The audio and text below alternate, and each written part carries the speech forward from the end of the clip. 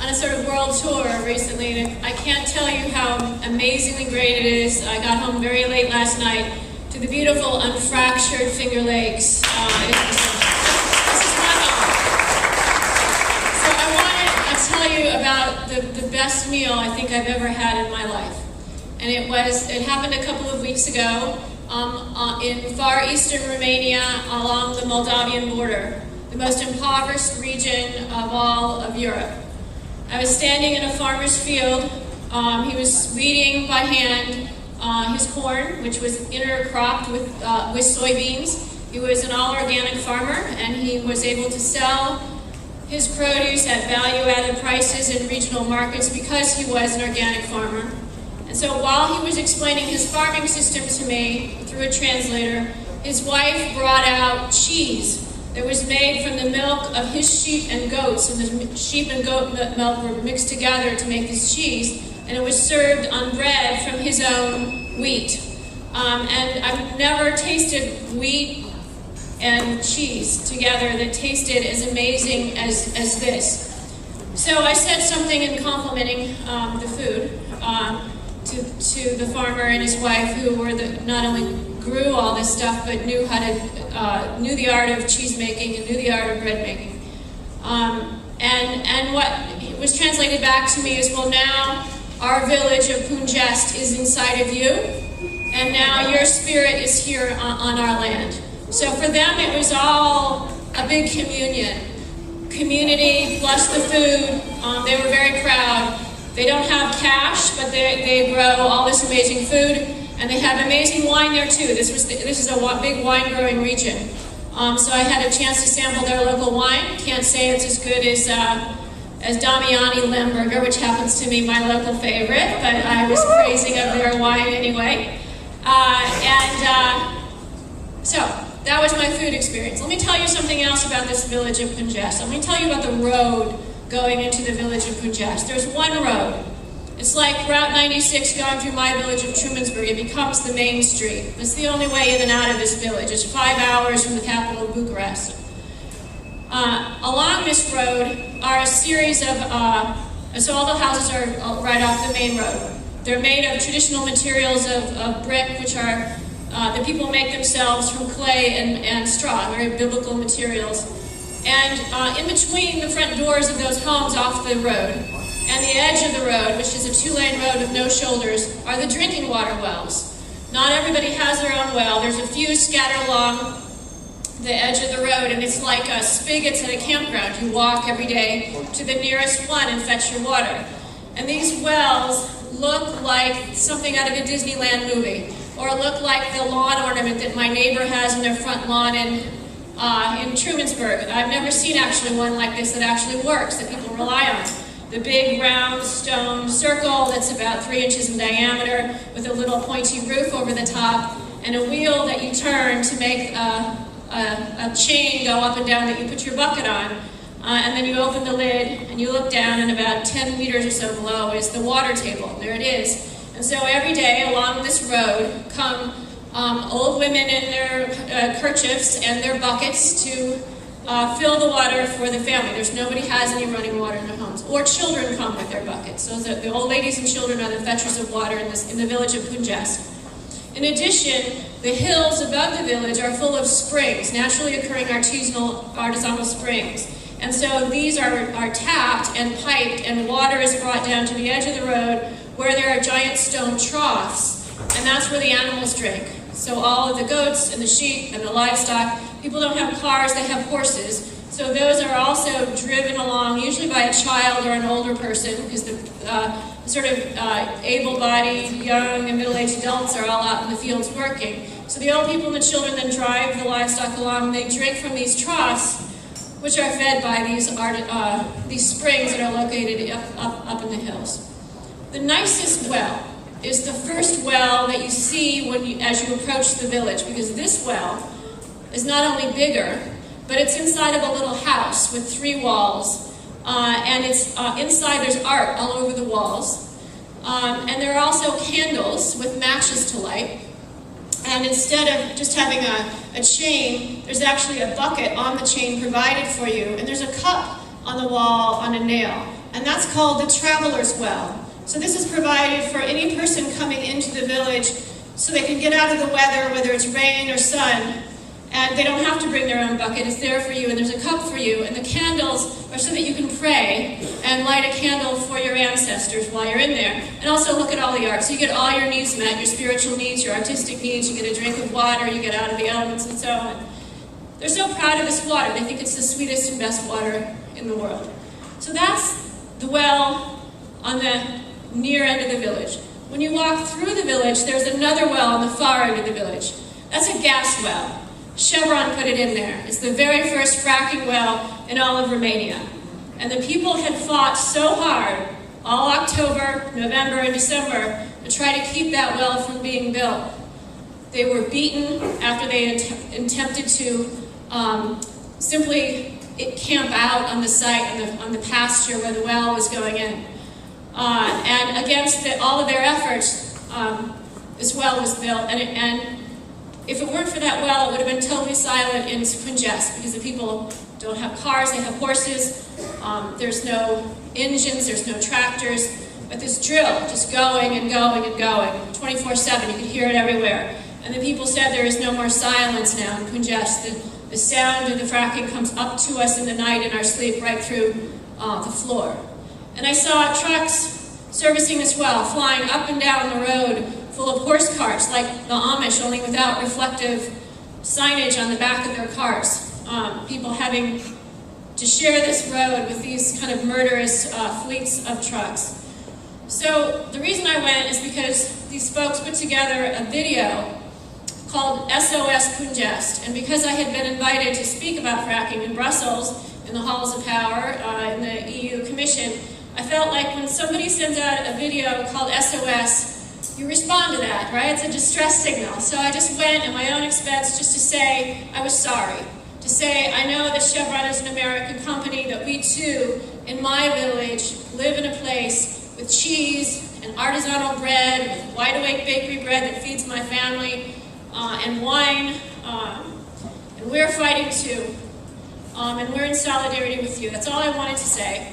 So when they heard I was coming, they said, would you talk to us about the health effects of fracking? So there was an outdoor stage that was built. I gave a little lecture, it was translated, and then the people said, walk with us down our road, we'll show you this well. So we began to walk together. A woman who's about 4'8" tall held my hand. My son was with me, and as we walked toward the well, 30 different military police arrived. They just kind of came out of the bushes, filled the road, pulled fencing across the road, and simply closed the only road in the village, preventing people from traveling through their own community. People were angry, and some people tried to remove the fencing and say, this is our road, this is our village, this is our community, we want to walk freely and show our guests our community. And I saw at point blank range pepper spray come out and spray old people and children, some as young as 7 and 8 years old, point blank range in the face. People were choking, people were coughing, people were vomiting. Elijah and I got a little bit of it, not too bad, we retreated quickly. But I saw essentially a military police force of a government being used as a private security force for a fracking company that was an American company. That's what I saw there. That's what I'm documenting there.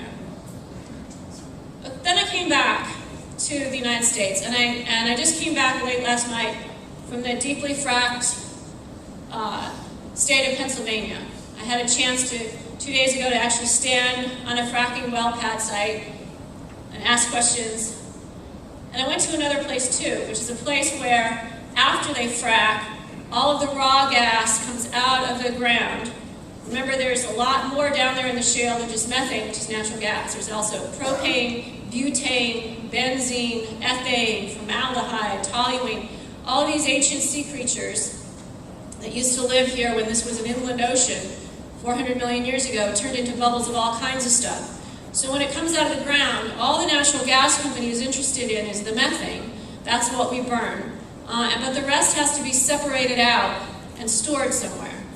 So I visited another village that's located in a valley above which on the top of a beautiful hillside was built a 100-acre refinery whose job it is to separate out all of the butane, methane, and propane from each other. It's kind of a giant distillery, 100 acres. And on this site were flare stacks, were giant tankers, the black ones that you see hooked up to trains, and then the white ones that you see that end up being part of trucks. So this is where then all the butane and the propane are separated out and shipped somewhere else, and then the methane is put back in a pipeline and continues on its way to market.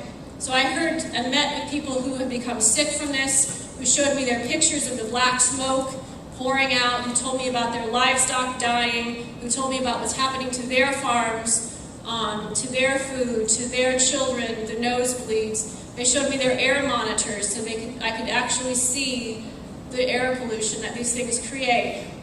So I don't know if that's the facility located not far from us here in Washington County, Pennsylvania, if that's where the methane and the propane are tanked up to be headed for us here in the Finger Lakes or not, because it's very difficult, as you know, to trace what industry calls chains of custody to figure out who's sourcing with who. But whether it's this facility or another one like it, what I know is that it's all coming at us here in the Finger Lakes. The idea is to take these old 19th century salt caverns beneath and underneath the west shore of Seneca Lake and repurpose them for the storage of all this excess propane and butane. It's called LPG, liquefied petroleum gas, as well as the excess methane, which is called compressed natural gas. And you might think that's crazy for all the reasons that Lou so eloquently just described to us. Our wine industry is the goose that lays the golden egg for us. Our organic agriculture, booming for us. It's the heart of our economy. It's who we are. They can't possibly, it seems unbelievable that it would make sense for them to come in and massively industrialize the Finger Lakes and use a bunch of abandoned salt caverns left over from Erie Canal days for this explosive stuff, especially when we look back in history and see that this salt cavern storage of explosive gases has a very bad track record. 10 of the 14 catastrophic accidents involving LPG were in salt caverns. People have died. Communities have been wrecked forever. So that surely it doesn't make sense to do it here. But folks, what I'm telling you is it's coming, absent our intervention. It doesn't have to make sense. All that has to happen is a giant corporation has to lobby their way in and get permission. And so far, they need 3 permissions. They need federal permission, local permission, and state permission. And they now, just in the last month, have obtained 2 of the 3. All right? FERC, the Federal Energy Regulatory Commission, has said yes to storing methane gas in our salt caverns here. And just the other week, the local Schuyler County Legislature came up with a resolution. It's a non-binding, non-legal thing. They voted 5-3 to say, yes, we want the other part of the project too, liquefied petroleum gas. And you also heard from Lou that one of the members of the legislature has a massive conflict of interest with the gas industry. But all that has to happen now is that the DEC and the governor have to give their 3rd and final permission. They've got the federal government pushing it, and they have now local cover because they've got a county legislature that says it's okay. But it's not just the Schuyler County Legislature that relies on this lake. It's a source of drinking water for 100,000 people. And we all know, whether our water comes from the Cayuga Lake Basin or the Seneca Lake Basin, that if there's a catastrophic accident that affects one winery or one dairy, we're all in this together. Who's going to come and vacation here now? So if we don't want that future, we need the science on our side, and we've got it. We need the economics on our side, and we've got it. And we've got to start talking to people and carrying this message out. But we also have to be ready to stand up and defend this place ourselves. So I want to invite you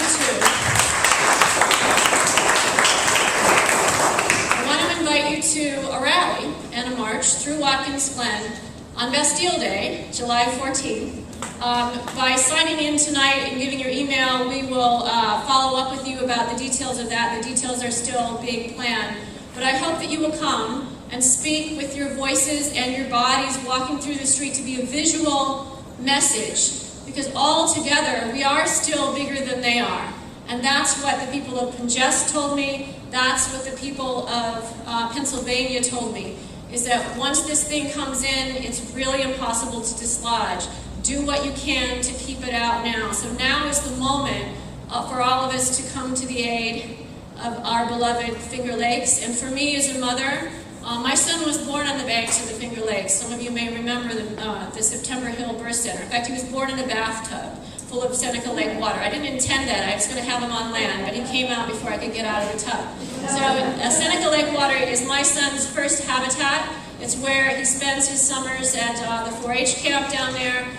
It's a sacred place to us. We are all 65% water by weight. It's our the water of the Finger Lakes is in our blood plasma. It's our cerebral spinal fluid. It's the steam of our exhaled breath. This water is us. We are it. And what we love, we must protect. So I'm going to close by telling you about the best cup of coffee I ever had. The best cup of coffee I ever had was in the Chemung County Jail. Last year, when I spent 10 days incarcerated for an act of civil disobedience in front of those salt mines, my first attempt to bring attention to this issue and push back on it.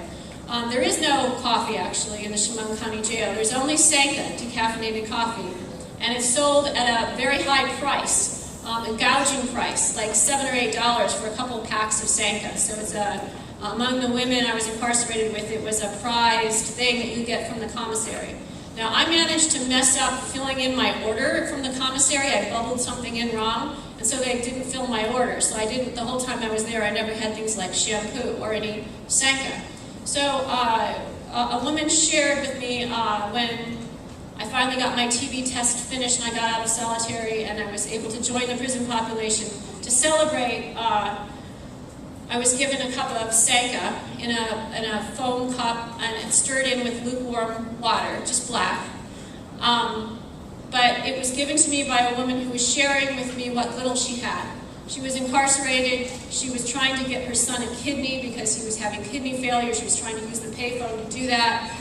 She was indigent, and she gave me a cup of Sanka, and we drank our coffee together. And I told her that my son had just written me a letter and said, "Mom, I'm really popular now on account of you being in jail." And Angela said, "Honey, you gangster mama now."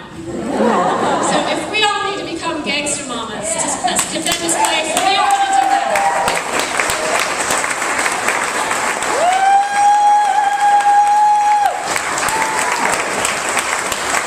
All right, a couple more things that are lawful.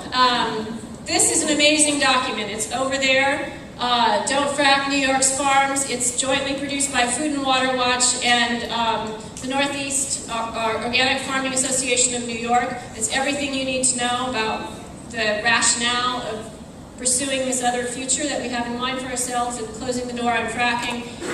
You all don't need to read this, but I bet you know people who do. People in your churches, in your synagogues, in your business, and so forth. So this is for you to take a look at, but then to distribute. You can print out as many copies as you need to. In the back over there are my friends Yvonne Taylor